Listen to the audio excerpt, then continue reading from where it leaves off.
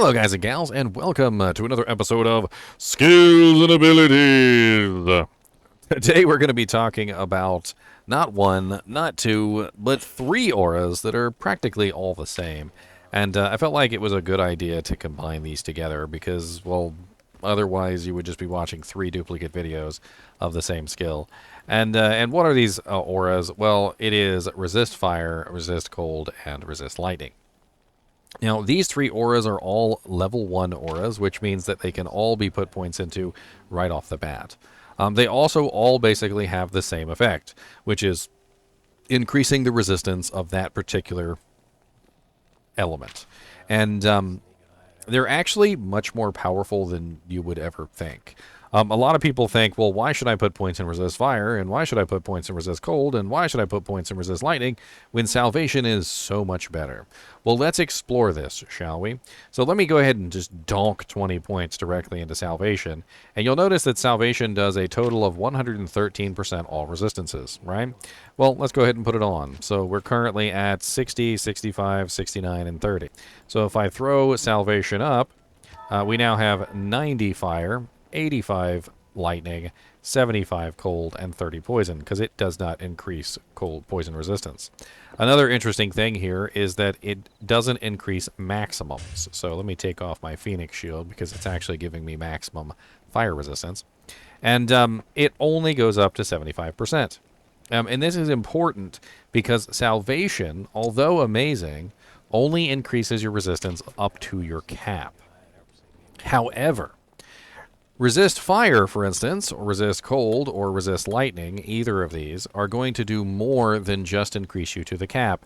They also increase your maximum resistance, which means that not only do they give you your 75% resistance, but they also donk on top of that a maximum resistance of 20% when they are active to all nearby players, which means that you can hit a ridiculous 95% cold resistance, 95% fire resistance, and 95% lightning resistance when utilizing these specific auras, which means that they protect you from those individual elements much better than any of the other auras that you might use, like salvation.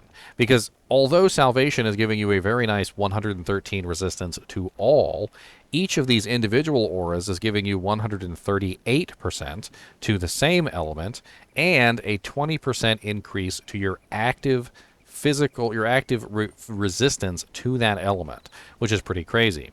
But even more so than that is the passive effect. So when you're not using the aura, it actually still gives you a huge increase to your maximum resistance of 10% or 0.5% per level, which is basically 1% every 2 levels. You get a maximum resistance increase for putting points into these abilities. So this means that these abilities will give you the ability to use salvation, for instance. And now you can see that my resistances are at 85% instead of 75%. And this is because of the 10% passive resistance increase that resist fire, resist cold, and resist lightning give you. Now, this means that when you build, for instance, a Holy Fire Paladin, you're always going to have 85% fire resistance. When you build a Holy Freeze Paladin, you're always going to have 85% cold resistance. And when you build a Holy Shock Paladin, you're always going to have 85% lightning resistance. And even more so, when you build a Vengeance Paladin that utilizes resist fire, resist cold, and resist lightning, you will have 85% to all resistances with the exception of poison. And this means that the Vengeance Paladin tends to be just a tanky, ridiculous beast because he automatically gets 10% to all of his fire, lightning, and cold resistance maximums, and just makes him a freaking ridiculous tank. If you put on something like Guardian Angel along with a Vengeance Paladin, you can easily reach the 95% cap with the passive bonuses alone, which is absolutely insane. On top of this, these abilities actually have ridiculously huge radiuses of 45.3 yards, which means that they're going to help out your group as well. Take, for instance, Resist Lightning, which If you can't think of what that would be useful for, I don't know why. Basically, because gnomes are evil. When you put this ability on, everyone within range, as long as they have at least, like, close to 0% lightning resistance. I think like even negative will still get 95% resistance, but it's a little bit, it's not that far into the negative. Like if you're at negative 100, you're not getting 95. But if you're like negative 38, you're still going to get 95% lightning resistance. So when you're going through, say, Worldstone Keep level 2, and you come across a massive pack of glomes, you can toggle on resist lightning and save your group basically from all of the horror that literally is involved in fighting glomes, because no longer will you be worried about that particular resistance, and they won't be worried about it either. And to show you that it does in fact work on other people besides yourself, you can see that my mercenary is currently at 95% lightning resistance as well. And this is just simply because, and he died, and this is because it works on everyone. Now, the passive effect doesn't work on everyone. It only works on you, and that's perfectly fine. But the active effect works on everyone within range and allows you to basically protect everyone from any of the damage that's going on. Now, granted, this doesn't help with physical, and it doesn't help with poison, but paladins also have cleansing, which can help with poison, which is honestly the best way to deal with poison. Resistance is not as good as reducing the duration of the poison.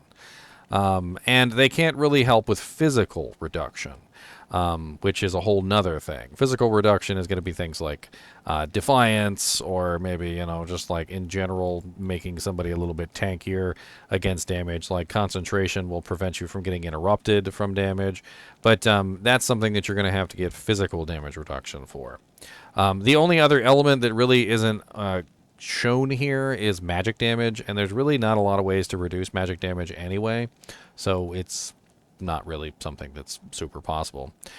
Each of these abilities actually become dump stats. So if you're a smiter, if you're a zealer, if you're a hammerden, if you're all sorts of other characters that can potentially have extra points to spend, one of the best things to do with those extra points is to put a couple of points into resist lightning.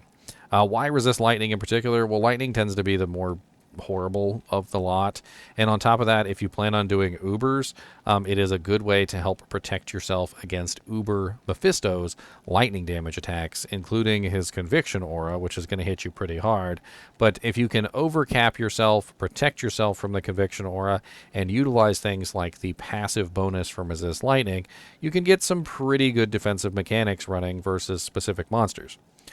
It's important to note, though, that you never want to spend just 1 point in resist lightning, because the passive bonus only gives you the 1% if you spend 2 points. So you always want to put 2 points into resist lightning, or resist fire, or resist cold, not just 1.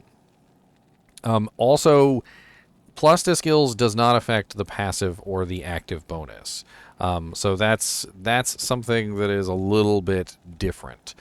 So that is something that the passive bonus is going to be hard points only, and the active bonus caps out at 20% and doesn't really increase any further past that point. You don't really need a huge number of points to get good benefit out of these abilities either, so even just like 1 point wondering them can actually be quite beneficial. So if you're in, for instance, a situation with glomes and you happen to have resist lightning, even if it's just a 1 point wonder, it will help out the group tremendously versus those glomes. However, there's a lot of situations where one element just doesn't cut it, and these situations are going to be where you're probably going to pull out Salvation. But do remember that Salvation is only 113% resistance all, whereas these are 138 to the same element, which means that you can cap players who are terrible in resistances. I mean, you got somebody who's in the negative res. Resist lightning is going to have a stronger impact to save that person's life than Salvation. Whereas, you know, Salvation will help a little bit. It's not going to completely pull a character out of the negatives to the point of absurdity. Other than the synergy bonuses with these, which is, of course, between Holy Fire, Holy Freeze, Holy Shock, and Vengeance, they do have other usefulnesses besides this. If you are using things like the Dream Helmet or the Dream Shield, you're going to be leveling up Resist Lightning. And the reason why you're going to be leveling up Resist Lightning is because it's a synergy bonus for Holy Shock.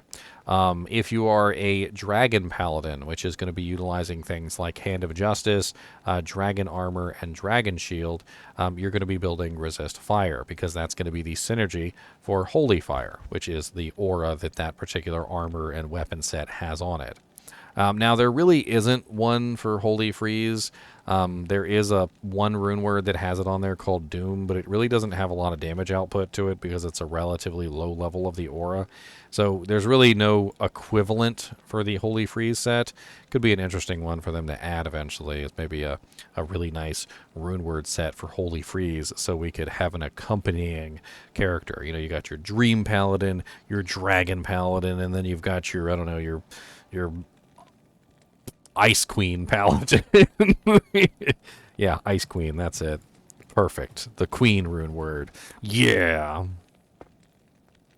Anyway, there's not much more to go over when it comes to these abilities. They are very good abilities, very good one-point wonders, very good dump stat abilities, very good synergy bonuses for various effects, and quite honestly, just amazing abilities all around to defend your allies against specific effects. The unfortunate side effect of using these auras, though, is that a lot of the times you end up taking whatever aura you have off, which means that you can't really dish out any damage. Like, for instance, if I'm a Holy Shock Paladin and I switch to the Resist Lightning aura, well, now I'm not doing any damage because Holy Shock is my main damage ability. Same thing with Fanaticism. If I'm a Zeal Paladin and I'm using Fanaticism and I switch to Holy Shock, or sorry, the Resist Lightning ability, well then, again, now I'm no longer dishing out damage because Fanaticism was my main damage aura. So it is important to remember that when you're utilizing these, it doesn't really quite help you as much as it helps everyone else. There's only one item in the game that has the resistance aura on it, by the way, and that is the Flickering Flame Helmet, which has the Resist Fire aura on it, which is actually very nice. And you can put that on a mercenary, you can put it on yourself, and it does affect the entire group. Ever since the Flickering Flame Helmet has been introduced into Diablo, fire resistance really hasn't been too much of an issue, because it seems like there's always a Flickering Flame Helmet user, or even mercenary, sitting around somewhere, giving a huge amount of fire resistance to everyone nearby, which is absolutely amazing. Anyway, as always, I do appreciate you guys and gals watching my videos, even when we're just talking about Resist Cold, Resist Fire, and Resist Lightning. And as always, keep watching.